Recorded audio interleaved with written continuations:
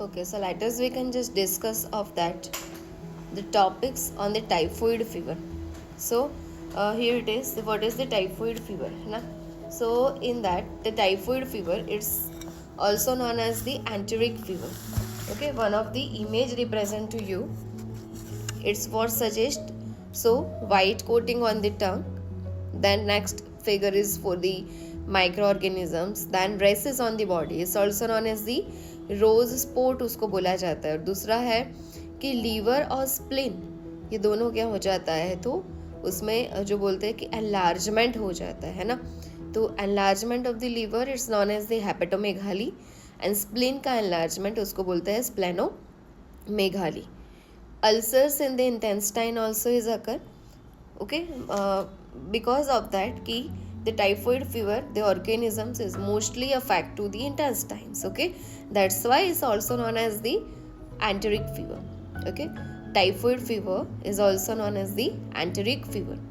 Why? So because it affects intestine most, that's why. Okay, so suggest of that names to the case affects to most of the intestine, that's why they also known as the enteric fever. Next one is the causes.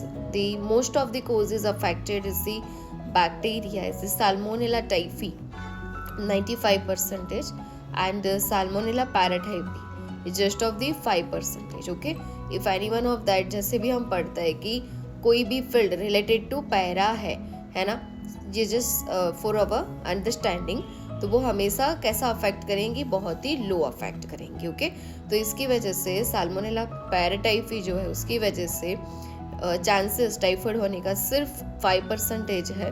But the bacterial salmonella typhi is most of the responsible for doing of that the typhoid fever. Incubation period इसका 10 to 14 days, and जो transmission है वो faeco oral route के through होता है. Then in the typhoid fever which type of sign and symptoms हमको देखने को मिलेंगे, तो इसमें स्टेप लेडर फीवर पैटर्न्स हमको देखने को मिलती है. फिर जो है कि ब्रेडिकार्डिया मीन्स की हार्ट रेट जो नॉर्मल है उससे क्या हो जाएगा, लो हो जाएगा, उसको क्या बोलेंगे, ब्रेडिकार्डिया. 60 से बिलो हो जाना. ओके, इंटेस्टाइन अफेक्ट करता है, तो इंटेस्टाइन में ग्रीन कलर का स्टूल देखने को मिलता है. ये क्लासिकल साइन सिम्टम्स बोल सकते हैं हम टाइफाइड फीवर का. तो उसमें देखने को क्या मिलता है, तो पी सूप डायरियाज देखने को मिलेगा.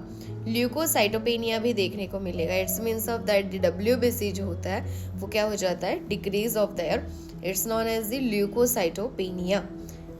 ग्रेटर देन 2 weeks फीवर, उसकी वजह से इंटेस्टाइनल हेमरेजेस देखने को मिलेगा. नीचे जो इमेज दिखा रही है वो रोज स्पॉट्स की है. हेडेक और एब्डोमिनल पेन भी इसमें होता है. तो that's are related to the sign and symptoms. Next is the diagnosis. Diagnosis को याद करने के लिए we have the short tricks like of that mnemonics for the Bipasha Basu. Okay, you remember for that the Basu first week, second week और third week, fourth week, ये चारों के चारों में हम अलग अलग टेस्ट करते हैं. जैसे कि फर्स्ट वीक में we doing for that the blood culture. Second week में अग्लूटिनेशन एंटीबॉडी टेस्ट जिसको विडाल टेस्ट बोलते हैं. थर्ड वीक को स्टूल कल्चर करेंगे, स्टूल पॉजिटिव आएगा. और 4 वीक में हम करेंगे यूरिन. तो हो गया B for the blood, A for the agglutination, S for the stool and U for the urine, means की Basu test. And treatment we suggest for that patient को हम बोलेंगे सॉफ्ट डाइट लेने के लिए. और drug of choice is the cephalosporin की जो 3rd जनरेशन एंटीबायोटिक बोला जाता है, और इसी को सेफ्ट्रायाक्सोन के नाम से भी जाना जाता है. That's all are the information related to the typhoid fever. I hope it's related suggest for you for any competitive examination topics like of that our nursings is related to the NORCET cracking strategies for the RRB and any competitive exam related to the nursing examination. Thank you.